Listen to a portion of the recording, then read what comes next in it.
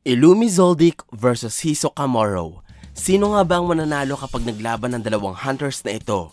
Si Illumi nga ba na pumapas lang dahil sa kanilang negosyo? O si Hisoka na pumapatay para subukan ng kanyang lakas? Alam kong nasanay na kayo sa mga nakaraang video ko kung saan sinasabi ko agad kung sino ang mananalo sa duelo ng mga karakter sa Hunter x Hunter. Pero sa video na ito, pipiliin kong sabihin na lamang sa huling parte ang aking kasagutan. Ang rason nito ay dahil ipapaliwanag ko muna kung bakit napakahirap husgahan kung sino ang mananaig sa kanilang dalawa, dulot ng magkalapit nilang lakas at pantay na kakayahan. Iisa-isahin ko muna sa inyo ang mga rason kung bakit magiging dikit ang laban ng dalawang hunters at kung bakit nahirapan akong masabi kung sino ang mananalo sa duelo nila Illumi at Hisoka.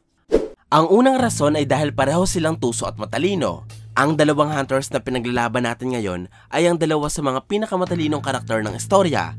Hindi sila madaling isahan at kadalasan sila pa ang nanlilinlang. Kung ating matatandaan, nagawa ni Illumi na maloko ang lahat ng miyembro ng Phantom Troop noong nagkunwari siya bilang si Hisoka. Nagtagumpay rin siyang maitago ang kanyang pagkatao at lakas mula sa lahat ng mga kalahok ng Hunter exam noong binago niya ang kanyang itsura para maging Gitara-Kur. At gamit din ng kanyang talino, nadiskubre ni Illumi ang sikreto ni Killua sa paghiling kay Aloka nang walang kahit na anong kapalit. Ang pagiging tusong ito ni Illumi ay kapantay ng meron si Hisoka na nagawa namang maloko ang buong Phantom Troop matapos niyang gumamit ng peking tattoo at matapos niyang baguhin ng mabilis ang hulang kanyang natanggap. Naisahan din ni Hisoka sila Gon at Killua sa Grid Island noong tinago niya ang pangalan ng Phantom Troop sa kanyang binder at magkunwaring wala na siyang connection sa grupo.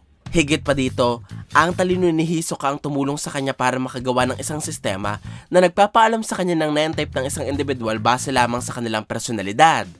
Sa madaling salita, pagdating sa patalasan ng utak at paggamit ng kanilang kakayahan para linlangin ang kalaban, magkapantay lamang si Hisoka at Illumi. Ang pangalawang rason kung bakit ko nasabing magiging dikit ang laban nila Hisoka at Illumi pag nagkataon ay dahil pareho silang nagtataglil ng pambihirang katatagan. Si Illumi ay nagkaroon ng hindi pangkaraniwang pangangatawan resulta ng pagkasanay na pinagdaanan niya mula sa kanilang pamilya. Nagdulot ito para hindi sila matabla ng mga lason, hindi maparelasan ng kuryente at hindi basta-basta masaktan mula sa mga tinatamong sugat. Hindi rin siya nakakaramdam ng sakit o nagbibigay ng reaksyon sa mga pinsalang natatanggap. Ang kakaibang katatagang ito ni Illumi ang dahilan kaya hindi natin pwedeng ipagpalagay na mas nakalala mga ang katawan ni Hisoka sa kanya. Sapagkat kahit hindi ininda ni Hisoka ang pagkabali ng kanyang mga daliri, pagkaputol ng dalawa niyang kamay o pagsabog ng bahagi ng kanyang katawan, narating naman ni Illumi ang level kung saan hindi nakilala ng kanyang katawan ang kahulugan ng sakit. Kaya kung pagkukumparahin natin ang katatagan na tinataglay nila Illumi at Hisoka, masasabi kong hindi lamang si Hisoka ang nabiyayaan ng tibay ng katawan, sapagkat si Illumi ay nagkaroon din ito sa tulong ng tradisyon ng kanilang angkan. Ang pangatlong rason kung bakit mahirap sabihin kung sino ang mananalo sa pagitan nila Illumi at Hisoka ay dahil pareho silang eksperto sa pamamaslang at pakikipaglaban. Si Hisoka ay pumapatay dahil sa matindi niyang pagkauhaw sa dugo ng mga malalakas na kalaban. Ito ang rason kung bakit naghahanap palagi siya ng mga taong may natatanging kakayahan, kung bakit siya sumali sa Heaven's Arena kahit wala siyang interes sa pera o karangalan, at kung bakit ninanais niyang lumakas ang kanyang mga target sa ngayon. Para nga naman, lubhas siyang masiyahan kapag kinakailangan niyang paslangin ng mga ito sa hinaharap. Ang pagkahilig ni Hisoka sa pagkalaban ng mga malalakas na katunggali ang rason kaya hindi natin maaaring sabihin na wala siyang panama kay Illumi. Porket ang assassin ay sinanay na sa sining ng pamamaslang simula pagkabata. Dapat nating alalahanin na kung kaya ni Illumi na patayin ang tendons ng mafia at ubusin ang 20 hunters na umahunting sa kanya, nagawa naman ni Hisoka na pumaslang ng 2 miyembro ng Phantom Troop, bawian ng buhay ang hindi mabilang ng mga examinees ng Hunter exam at talunin ng isa sa mga battlers ng Zoldyck na si Goto. Kaya, pagdating sa karanasan ng pamamaslang, hindi lamang sa Illumi na isang Zoldyck ang nakalalamang, dahil may laban din sa kanya si Hisoka na malawak ang kaalaman sa nasabing larangan. Ang pang-apat na rason kung bakit ko nasabing magiging dikit ang laban ni Hisoka at Illumi ay dahil pareho silang bihasa sa paggamit ng armas sa pakikipaglaban. Si Hisoka ay magaling sa paghiwa ng katawan sa pamamagitan ng kanyang baraha, samantalang si Illumi naman ay eksperto sa pagbutas ng ulo gamit ng kanyang mga karayom. Pareho din silang sanay sa paghagis at pagbato ng kanilang mga armas. Matukoy ang dalawa sa pagpapatama nito at bihasa si Illumi pati na rin si Hisoka sa pagpaslang gamit ang magkaiba nilang sandata.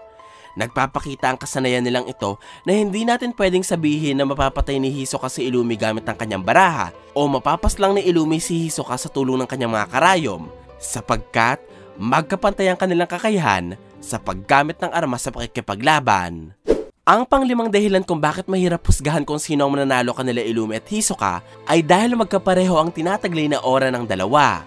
Matatandaan na sila Illumi at Hisoka ay pawang nabiyayaan ng sobrang nakakapangilabot na aura. Ito ang dahilan kaya pati ang mga maabilidad na karakter kagaya nila Kurapika, Leorio, Killua at Gon ay sobrang iniiwasan sila. Kapag gumagamit ng Ren si Illumi at Hisoka, nagagawa nilang mapaatras sa mga taong nasa paligid nila at maiparating sa kanilang mga kalaban ang panganib ng Nen at tinataglay nila. Maliban dito, noong biniro din ni Hisoka si Illumi, sa pagkasabi kung pwede ba niyang patayin si Killua, ipinakita ng assassin ang kanyang nakakatakot na aura kaya binawi ni Hisoka ang kanyang sinabi.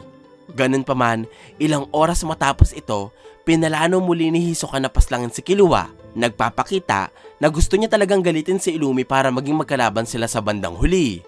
Ang pagkakaroon nila Hisoka at Illumi ng nakakapangilabot na aura ay patunay na hindi nila kayang sindakin ng isa't isa sa pamamagitan ng Nen at may mananalo lamang sa kanilang duelo kung magtutuo sila sa pamamagitan ng ibang paraan.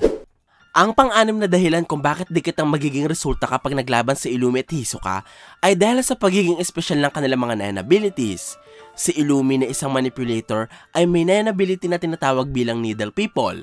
Ang kakayahang ito ay may isasagawa sa pamamagitan ng pagtusok ni Illumi ng kanyang mga espesyal na karayom sa ulo ng kanyang mga target. Sa oras na magtagumpay, magagawa ni Illumi na makontrol ang mga taong ito. Mapasunod sila sa kanyang mga utos at mapaglingkod kay Illumi hanggang kamatayan. Sa kabilang banda naman ay si Hisoka na isang transmuter at may Nen ability na tinatawag bilang Banjigam. Sa abilidad na ito, nababago ni Hisoka ang katangian ng kanyang aura upang gawin itong parang lastiko at para maging sobrang madikit. Nagagamit ito ng hunter sa pakikipaglaban bilang panggapos sa kanyang mga katunggali, pangharang sa mga pag-atake at para mahatak o maiwas-iwas ang kanyang mga kalaban. Ang mga karayom ni Illumi at ang Banjigam ni Hisoka ay parehong abilidad na kayang tumapos ng laban sa isang iglap. Isang karayom lamang ang maipatama ni Illumi sa ulo ni Hisoka, siguradong mamamanipulan na niya ito ayon sa kanyang kagustuhan. At mabalutan lamang ng Banjigam ni Hisoka ang bahagi ng katawan ni Illumi, nakatitiyak akong magagawa na niya ang kahit na anong nais niya sa assassin. Parehong nagtataglay si Hisoka at Illumi ng mga abilidad na pwedeng tumapos ng laban sa isang iglap. Kaya sa katanungan kung sino ang mananalo sa kanila sa palakasan ng Nen abilities, ang maisasagot ko lamang ay depende sa kung sino ang unang makakapagpatama ng kanilang mga kakayahan. Ang anim na rasong aking binanggit, ang mga dahilan kung bakit ko nasabing mahirap husgahan kung sino ang mananalo kanila Hisoka at Illumi kapag nagharap sila, at kung bakit ako naniniwalang magiging dikit ang kanilang laban. Ganun pa man, kung papipiliin niyo ako kung sinong mananalo sa pagitan ng dalawa kapag nagharap sila sa isang duelo, ang pinaniniwalaan kong mananaig ay walang iba kundi si Hisoka Moro. Huwag sana kayo magalit sa akin kung si Hisoka ang aking napili. Maaaring nagkamali lamang din ako ng paniniwala o sadyang magkaiba lamang tayo ng opinyon. Pero, katulad ng dati, may ilang detalye sa kwento na sumusuporta sa aking napili. Ang pinakamatibay na patunay ng kwento na mananalo si Hisoka laban kay Illumi kapag nagtuo sila ay ang Nen after death ni Hisoka. Sa tingin ko, matapos mamatay ng hunter sa laban niya kay Chrollo, nagkaroon ng napakalaking pagbabago sa kanyang Nen. Patunay dito ang paggapos niya kay Machi ng walang hirap, ang pagpaslang niya kanila Shalnark at Cortopi sa isang iglap, at ang pag-ayos ni Hisoka sa nawasak niyang katawan na parang walang nangyari. Ginawa niya lahat ng ito matapos niyang mabogbog, magkalasog-lasog at mamatay sa duelo nila ni Chrollo. Maliban dito, ang pagbabago rin sa Nen ni Hisoka ay kapansin-pansin noong hindi man lamang siya naapektuhan ng kamao ni Lynch, isang Nen user na may kakayahang umaasa sa pagsuntok. Noong gumunti si Hisoka sa babae, napabagsak niya ito sa pamamagitan lamang ng isang pag-atake. Lubhading natakot sa hunter si Zakuro, kaya hindi na ito lumaban pa. At maging ang underboss ng Shio family na si Hinrig ay inaming hindi uubra kay Hisoka ang buong Shio family, kaya ayaw nilang makipaglaban dito. Higit pa sa aking mga nabanggit, sa kabila din ng pagkalaban ni Hisoka sa lahat ng Phantom Troop na binubuo ng maraming miyembro, hindi siya nagbalat kayo, nagtakip ng mukha o nagtago sa barko. Malaya siyang kumikilos at hindi nakakaramdam ng kahit na anong takot. Sigurado ako na ang nen ni Hisoka ay lalong lumakas dahil sa matindi niyang galit matapos matalo kay Chrollo, dahil sa labis niyang kagustuhan makaganti sa Phantom Troop at dahil sa sobra niyang pagnanais na manalo sa kahit na anong duelo. Ang pagbabagong ito ay hindi alam ni Illumi dahil hindi pa sila nagkikita ni Hisoka simula noong nakipagtuos ito kay Chrollo. Kaya maaaring magulat ang assassin kapag nasaksihan na niya ang 9 after death ni Hisoka. Bukod dito, sinabi din ng kwento na natuto na si Hisoka mula sa mga pagkakamali niya na hindi na niya pipiliin ang mga labang kanyang kasasangkutan kaya papaslangin na niya agad ang mga miyembro ng Phantom Troop na makikita niya. Natutunan niya rin na hindi na niya hahayaan ang kanyang mga kalaban na mamili ng lugar na pagtutuusan nila. Kaya nakikipaglaro siya sa Phantom Troop sa loob ng barkong patungo sa Black Whale. At sigurado akong natutunan na rin ni Hisoka na ang kahinaan ng bungee gum ay ang pagkatago ng kanyang kalaban sa likod ng maraming tao. Nakatitiyak ako na matapos matalo ni Chrollo si Hisoka sa pamamagitan ng daan-daang puppets, natuto ang Hunter at hindi nagagana sa kanya ang mga ganitong estratehiya. Dahilan para hindi rin umabra ang mga Needle People ni Illumi kay Hisoka. Higit sa lahat, nagpapatunay din na alam ni Hisoka na kayang-kaya niya si Illumi ay noong inupahan niya ito para ipapaslang ang kanyang sarili. Ginawa ito ni Hisoka sa gitna ng alitan nila ng Phantom Troop. Maaaring nabatid ng Hunter na mas lumakas siya matapos niya makaranas ng kamatayan, kaya naniwala si Hisoka na matatalo niya si Illumi kasabay ng pagpaslang niya sa mga spiders. Tinanggap ng assassin ang misyong ibinigay sa kanya ni Hisoka at kung kilala natin ang mga Zoldycks, alam nating hindi sila kumukuha ng mga misyong hindi nila kaya. Sa madaling salita, naniniwala din si Illumi na mapapatay niya si Hisoka. Ganun pa man, dapat kong sabihin na matapos tanggapin ng assassin ang misyong ito, sumali siya sa spiders at hinawakan niya ang ika-11 numero. Ang pakikipag-alyansa ni Illumi sa Phantom Troop para paslangin si Hisoka ay nagpapakita na batid ng binatang assassin ang kalibre ng lakas ng kapwa niya Hunter, habang ang pagkalaban naman ni Hisoka ng nag-iisa sa lahat ng mga membro ng Phantom Troop at kay Illumi ay nagpapatunay na sigurado siya sa kayang maabot ang lakas na tinataglay niya. Si Hisoka at Illumi ay merong give and take relationship, nagbibigay sila ng tulong at nanghihingi ng kabayaran sa isa't isa. Sa kabila ng espesyal na relasyong ito, batid nila na dadating ang araw na kailangan nilang magpatayan para patunayan kung sino ang mas malakas. Kailangan nating abangan ang laban nila Hisoka at Illumi dahil dito lamang tayo makakasigurado kung sino talaga sa kanila ang mananalo.